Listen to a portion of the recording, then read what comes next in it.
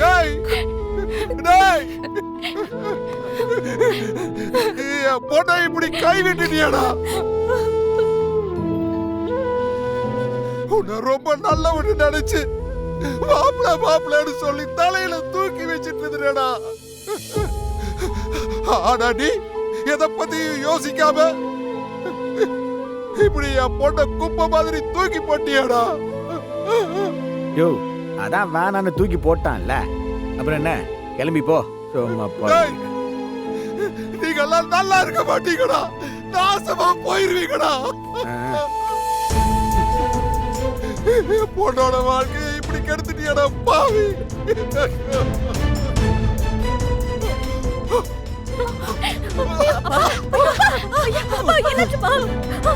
என்னாச்சுப்பா? அப்பா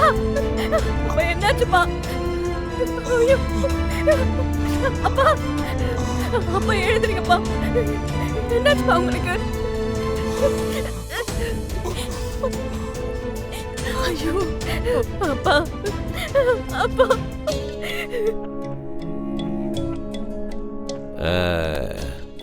சபாஷ்டா, நீ என் ரத்தம் இல்லைனாலும் என் உண்மையான தம்பி நீ நிரூபிச்சிட்ட.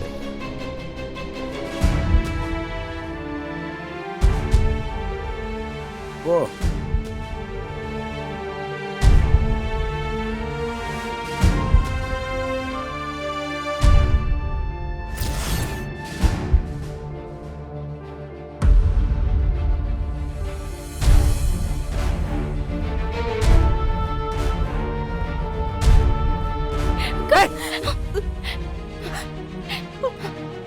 யாராவது ஒரு அடி எடுத்து வச்சிங்க, உங்க எல்லாத்தையும் கண்டந்தமா வெட்டி போட்டு.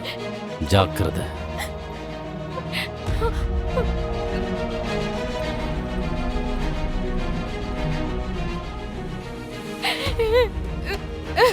அம்மா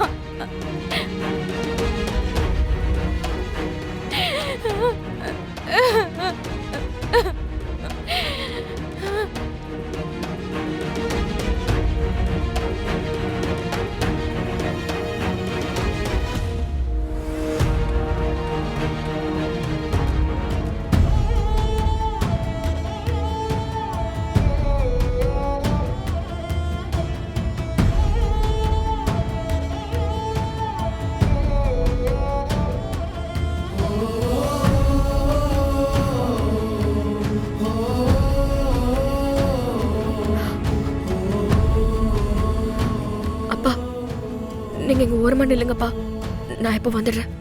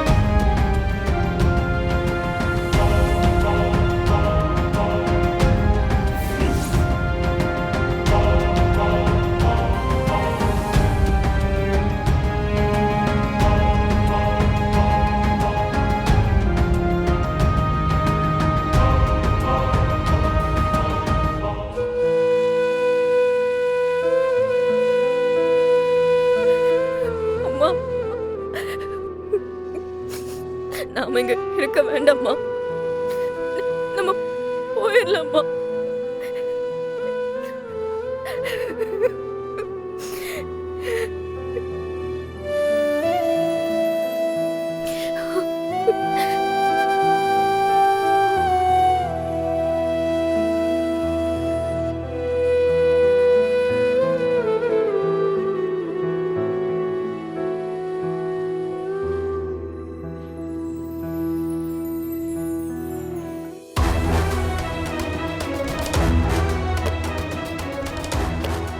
ஏய் எனக்கு ஃப்ரிட்ஜ்ல சோடா இருக்கு, எடுத்துட்டு மேல வா. சரிங்க.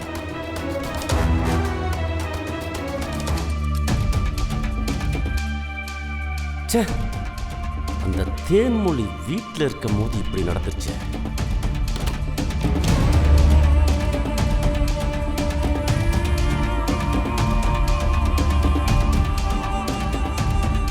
என்னாச்சுண்ணே? வழக்கத்தை விட இன்னைக்கு சீக்கிரமா குடிக்க ஆரம்பிச்சிட்டீங்க. போய் அந்த தேன்மொழி முன்னாடி அசிங்கப்பட வேண்டியதா போச்சா? அதை நினைச்சாதான்டா ரொம்ப அசிங்கமா இருக்கு. அது வேற இல்லாம அவ ரிப்போர்ட்டை வேற என்னென்ன கொடுக்க போறான்னு தெரியல.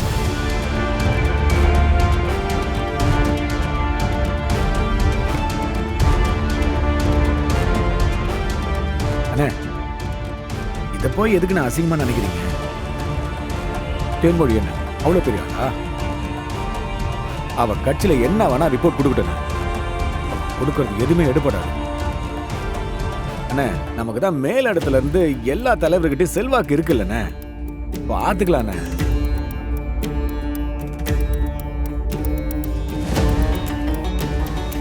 இவ்வளவு பிரச்சனைக்கு நடுவுலையும் நமக்கு ஒரு சந்தோஷம். இது வரைக்கும் நம்மள பிடிச்சிருந்த பிரச்சனை இன்னியோட போச்சுண்ணே. என்னடா சொல்ற? அதை தூக்கி நம்ம வெளில போட்டோம், அதுதான் எனக்கு சந்தோஷமே.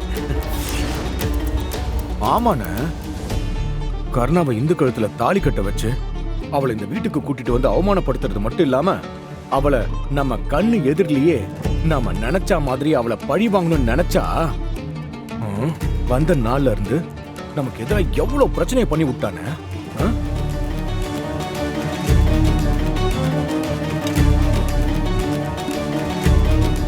கொடுங்க. என்னன்னா ஒரு வகையில நம்ம அவளுக்கு டார்ச்சர் கொடுத்திருந்தாலும் அவளும் நமக்கு பல இடத்துல பெரிய பிரச்சனையா இருந்திருக்கான. அப்படிப்பட்டவளே இன்னைக்கு வெளியில தூக்கி வீசிட்டோம்ல, அது ஒரு வகையில நமக்கு சந்தோஷம் தானே. அவ நம்ம வீட்டுக்கு வந்து கொஞ்ச நெஞ்ச ஆட்டமா போட்டா. அவ வந்த ஆரம்பத்திலே சித்ராவை படிக்க வைக்கிறேன்னு கூட்டிட்டு போனா. அப்புறம் சித்ராவே துணிச்சலா இந்த கல்யாணத்துக்கு சம்மதம் இல்லைன்னு சொல்ல வச்சுட்டானே. இவ்வளவு ஏன், நம்ம அண்ணி இந்த கல்யாணத்தை நிப்பாட்டினதுல கூட பின்னாடி இவ வேலை இருக்குமோன்னு எனக்கு சந்தேகமா இருக்குன்னு. நம்ம அவ வந்ததுக்கு அப்புறம் தான் இந்த வீட்டு பொம்பளைங்களுக்கு துணிச்சல் வந்து பல வேலைகளை பண்ணிருக்காங்க. அவ வந்ததுக்கு அப்புறம் அவளால மாத்தி மாத்தி எவ்வளோ பிரச்சனை வந்திருக்குன்னு யோசிச்சு பாருங்கண்ணே. இப்பெல்லாம் இவளை எப்படி வீழ்த்துறதுன்னு தான் என் மனசு முழுக்க சிந்தனையில இருந்துச்சு. அதுக்கு முன்னாடி வரைக்கும் நம்ம ஏதாவது சிரமத்தையோ கஷ்டத்தையோ அனுபவிச்சிருக்குமானே?